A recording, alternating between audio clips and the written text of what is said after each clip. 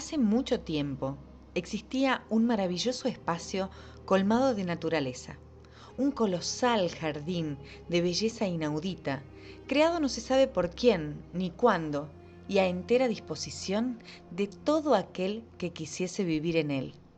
Solo que pocos conocían el lugar donde se asentaba tal jardín, y la forma de llegar a él era a través de un largo recorrido y por caminos difíciles de transitar para quien no los hubiese recorrido antes. En cierta ocasión se formó una comitiva que deseaba conocer el lugar. 9 tribus decidieron viajar para asentarse en el paradisíaco lugar, guiados por un viejo sabio conocedor que sabía perfectamente cómo llegar a este sitio, puesto que lo había transitado varias veces con sus propios pies. Después de un largo camino, fatigados por el extenuante viaje, pero muy felices, llegaron a la frescura y belleza del oasis. Al llegar al jardín, el sabio guía los apoyó en definir las diferentes tareas que cada tribu desarrollaría mientras estuviesen allí.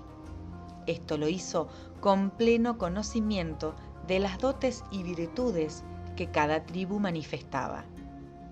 Así las cosas, a cada tribu les asignó tareas específicas para desarrollar, teniendo presente sus capacidades y talentos naturales. De la buena ejecución de la labor de cada tribu dependería la armonía de todo el jardín. A la tribu de los seleccionadores se les encomendó podar, deshiervar y separar. A ellos les correspondía asegurarse de eliminar la hierba mala. Esa era su labor. Por ello se les llama seleccionadores, porque tienen la capacidad de distinguir lo bueno de lo malo, lo correcto de lo incorrecto. De visión clara, de sólidos principios, son capaces de inspirar a los demás y de conducirlos hacia el bien. Hay que saber distinguir lo blanco de lo negro. Los seleccionadores traen también la misión de purificar el agua. La tribu de los seleccionadores viene a reformar y a mejorarlo todo. Buscan perfeccionar el jardín y al mismo tiempo perfeccionarse a sí mismos. Y eso es lo que hacen mejor que nadie. Entonces, que lo hagan, que sean los maestros, que reformen el jardín para que luzca más bello y puro, sin las malas hierbas. A la tribu de los profundos se les encomendó la labor de develar el misterio, de encontrarlo, de rescatar el símbolo y la magia de en todas las cosas, de apreciar la belleza de las flores, de los prados, de los frutos, de encontrar los significados más íntimos en cada una de las estaciones, de mirar los amaneceres y atardeceres y descubrir en ellos las claves universales para todos los habitantes de ese paraíso terrenal. Vienen a encontrar la parte sutil en la apariencia, a reconocerla. Vienen a diseñar el jardín, vienen a hacer del jardín una metáfora de la vida misma. Los profundos vienen a ver la vida como una obra de arte excelsa, llena de poesía, música y misterio. A la tribu de los compartidores se les encomendó la labor de repartir. Están ahí para compartir los frutos del Edén. Vienen a desgajar los frutos y ofrecerlos a los demás. A ofrecernos la sombra de los árboles. Un compartidor distribuye para que a todos toque. Está ahí para ver donde hay mucho y donde hay poco, para compensarlo. Esto se llama servicio. El trabajo de los compartidores será pues el servicio, proporcionar cobijo en la sombra, repartir con inmenso cariño los bienes. El compartidor acarrea y regala los frutos, la sombra, el agua. Esa es la labor que le corresponde. En esta labor existe mucho contacto con todos los habitantes de las diferentes tribus y hay que tener gran predisposición para tratar con la gente e intuir cómo acercarse a los demás. El compartidor es como el tronco de un árbol que lleva los nutrientes de la raíz a las hojas y ramas. La más grande paga que reciben los compartidores es el agradecimiento de parte de todas las demás tribus por la labor tan bella que desempeñan. A la tribu de los fuertes se les asignó la tarea de la protección de los más débiles, de la justicia y de hacer que los demás cumplan su responsabilidad. Dentro de sus dotes naturales está la de ser líderes fuertes, poderosos, la de no doblarse con facilidad. Pueden sostener duras disputas y estar constantemente en el campo de batalla. Hacen el trabajo sucio en caso de ser necesario. Vienen a regatear, a otorgar vida y muerte. Controlan quién entra y quién no. Defienden a las demás tribus y se gozan la batalla. A la tribu de los clasificadores, de los sabios, se les otorgó la función de estudiar y catalogar todo lo que hay en el jardín, tanto árboles de unos y de otros como a toda especie presente. Mantienen ante todo la actitud científica de entender, de conocer, de observar, de clasificar e interrelacionar. Comprenden la fotosíntesis y todos los procesos. Bucean en la profundidad de las cosas. Estudian la mecanicidad y funcionalidad de los objetos. Su trabajo es muy solitario, pero prefieren hacerlo de esa forma. Les permite ser observadores imparciales y registrar lo que sucede en el jardín sin involucrarse con muchas personas. A la tribu de los divertidos se les asignó la labor de mantener muy positivo y optimista el entorno, la de organizar la diversión, el placer y encargarse del aspecto lúdico de la comunidad. En toda comunidad siempre es necesario el disfrute y la alegría. La tribu de los divertidos posee talento nato para gozarse y hacer gozar a otros la experiencia. Con ello se aprende a degustar los frutos y llenarlos de alegría. Los divertidos nos enseñan a solazarnos con las cosas buenas de la vida. Tienen la función de encontrarle el lado bueno a todas las cosas, de ser muy positivos y de contagiarnos su alegría, su chispa y sus felices ocurrencias. Al divertido le encanta contar anécdotas, cuentos, chistes, y no le importa si hay una multitud alrededor de él entusiasmada con sus historias. En últimas, es parte de su trabajo contar historias. A la tribu de los eficientes les corresponde el éxito del jardín. Están ahí para lograr que todo luzca de la mejor manera posible, que todo sea excelente y la apariencia sea impecable.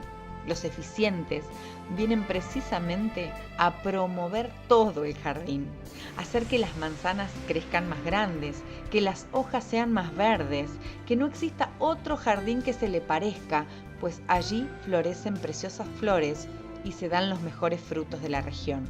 Les interesa que sea conocido en todos los lugares, cercanos y lejanos, como el mejor jardín. No solo es importante trabajar, sino que realmente el trabajo produzca frutos y que estos puedan demostrarse claramente con controles de rendimiento.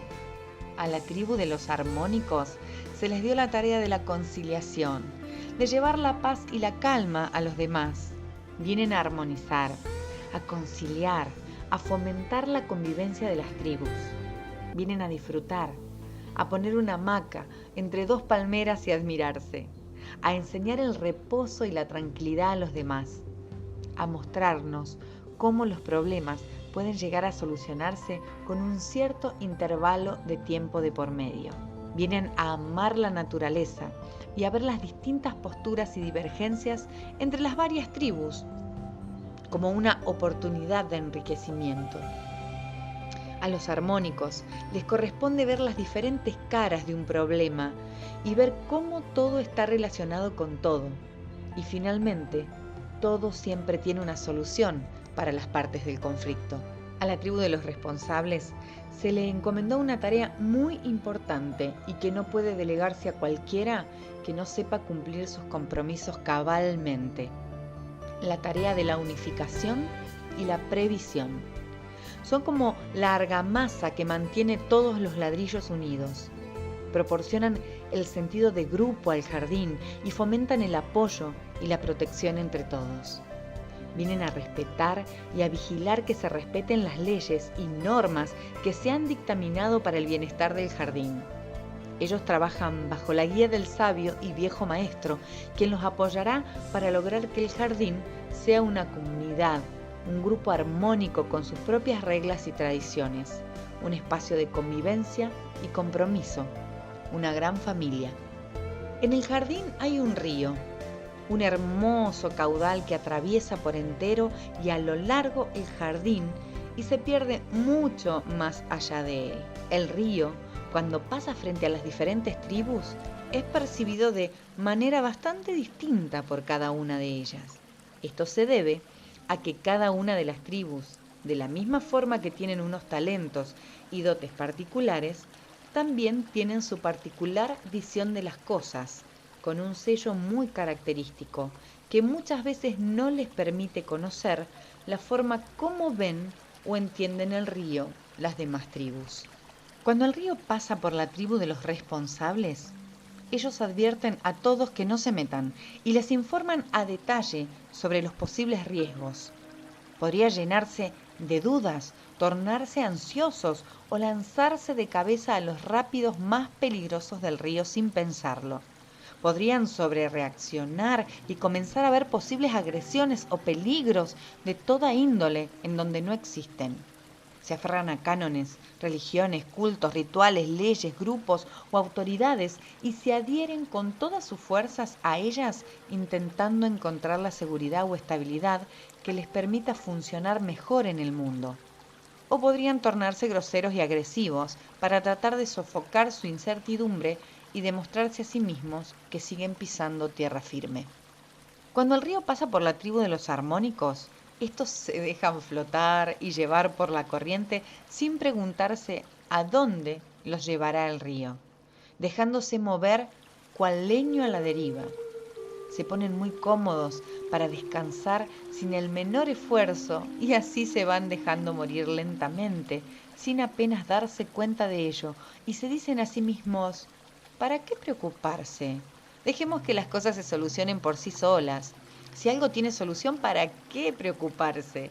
Si no la tiene, ¿para qué preocuparse? Y la vida sucede sin que ellos participen de ella. Como zombis o sombras van por la vida sin tomar partido en nada para no entrar en conflictos. Propósito que no terminan de lograr, pues los conflictos no resueltos los terminan por alcanzar cual bolas de nieve agrandadas. Cuando el río pasa por la tribu de los eficientes, ellos ponen una presa y comienzan a pedir una cierta cantidad para dejar pasar el agua a las demás tribus. Comienzan a interesarse más por la imagen de la fachada del jardín que por verdaderamente trabajar en el interior del mismo. De esta forma, solo atienden la imagen exterior, dejando por dentro los frutos que se pudran o no maduren correctamente. No les importa mentir, engañar o disfrazar los frutos para que estos parezcan más grandes, más dulces, más jugosos y apetecibles. Así por dentro estén huecos, agrios o podridos. Llegan a perderse tanto en sus labores, buscando el reconocimiento de sí mismos y de su jardín, tan bello en apariencia, que se llegan a olvidar por entero de que existen espacios interiores y el trabajo que se tiene que realizar en ellos.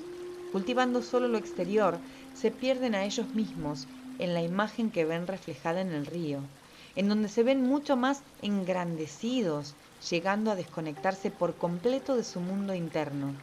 Descuidan las raíces y los nutrientes, interesados como están únicamente en lo externo y en lo superficial.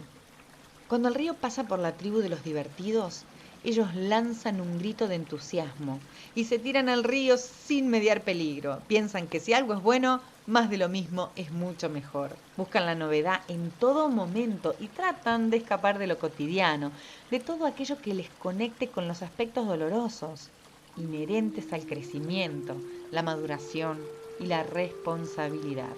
En aras de no sufrir, van saltando constantemente de lado en lado, pensando que al probar cosas nuevas no sufrirán. Se vuelven hiperactivos y superficiales. Conocen de todo un poco, pero sin profundizar, volviéndose amos del surf, saltando de ola en ola. De la misma manera que se tiran al río, salen de él y corren en busca de algo nuevo que no les permita estar en silencio, pues dentro de ellos parecería que bulle un dragón o algo mucho peor en el fondo de esa cueva que pugna por ser escuchado. Pero ellos prefieren hacer oídos sordos y con ello van perdiendo acceso a la profundidad de la vida. Cuando el río pasa por la tribu de los clasificadores, ellos se paran en la orilla y se preguntan, ¿a dónde irá? Y pueden perderse en elucubraciones y deducciones, teorías y razonamientos o racionalismos, pudiendo ensimismarse y desconectarse del mundo real, del jardín real. Pueden olvidarse de comer y hasta de vivir, en aras de seguir en su diatriba mental y sus especulaciones. Cuando el río pasa por la tribu de los fuertes, estos nadan a contracorriente, puesto que no hay nadie más fuerte que ellos. Todo lo pueden, nada se les opone, ningún maldito río les va a ganar. No perciben sus propios límites, ni tampoco se dan cuenta de su permanente búsqueda de intensidad para sentir que están vivos. Deviene de la coraza o caparazón que se han creado para defender su vulnerabilidad y sensibilidad, que necesitan experiencias cada vez más fuertes para sentir que tienen vida, a la cual identifican con el poder, determinados a no dejar que nunca nadie más los pisotee, se cierran y endurecen y se autolastiman al ir atropellando a los demás. En su aplastamiento del otro, lo que hay es una no aceptación de su propio niño dolorido y al mismo tiempo van mutilando su propia humanidad. Cuando el río pasa por la tribu de los compartidores, estos bañan a la gente en él y más adelante les da de beber esa misma agua sucia. ¿No se dan cuenta que en su afán por ayudar a los demás está escondida una pulsión y un deseo recóndito de sentirse necesitados, de que los demás los reconozcan como ayudadores disponibles, como gente que da, y que en ese afán de dar se pierden a sí mismos? Terminan furiosos y lastimados por no recibir el pago de sus esfuerzos, de atender a los demás, y comienzan a darse cuenta que en el fondo de su dar no es desinteresado, sino un contrato de compraventa, con un interés oculto de recibir amor y atención. Les cuesta mucho trabajo expresar o pedir lo que necesitan y por ende prefieren seducir y halagar antes que pedir las cosas de manera directa. Cuando el río pasa por la tribu de los profundos, ellos lo veneran y se sacrifican a él. El profundo se ahoga en un mar de lágrimas, se pierde en sentimentalismos, en romanticismos y en fugas hacia paraísos imaginarios. Pierde el momento presente y sufre por lo que no hay o por lo que podría haber sido. Su capacidad de apreciar la belleza deviene ahora en una incapacidad para disfrutar lo que hay y viven en una eterna insatisfacción. No se permiten disfrutar todo lo que hay ahora. Piensan que el jardín vecino es más hermoso, profundo y armónico que el propio. Se quedan bloqueados y comienzan a ver todo en tonos grises y negros y se tornan melancólicos y pesimistas. Se sienten a disgusto y malhumorados y piensan que nadie comprende su profundo dolor, que nadie es capaz de entenderlos o de entender su sufrimiento. Llegan a considerar demasiado vulgares o poco sofisticadas y muy superfluas a las demás tribus. Cuando el río pasa por la tribu de los seleccionadores, estos, viendo el río, deciden que está chueco y se aprestan a enderezarlo y sufren infructuosamente tratando de llevarlo por el buen camino. No se dan cuenta que aquello que les sirve de referencia para considerar lo bueno, lo deseable, lo ético o lo moral, puede ser un corsé muy estrecho que les va llevando de sufrimiento en sufrimiento, buscando una perfección en su propia medida y no permitiéndose vivir, amar y ser amados. La espontaneidad, alegría son reprimidas y resulta muy difícil expresar el afecto o la ternura. Este bello cuento lo descubrí hace muchos años. Desconozco el autor, pero quiero preguntarte algo. ¿Y tú? ¿De qué tribu serías parte en este camino? Quizá hayas identificado perfectamente a cuál de ellas perteneces en primera instancia, pero ¿sabes? Caminaste por todas y de todas aprendiste algo. Ellas habitan en el mismo jardín. Cada tribu forma parte de una comunidad que no funcionaría equilibradamente sin la participación especial de todas. Integradas, mueven los engranajes del mecanismo de la humanidad, de ese bello Edén que es nuestro maravilloso mundo.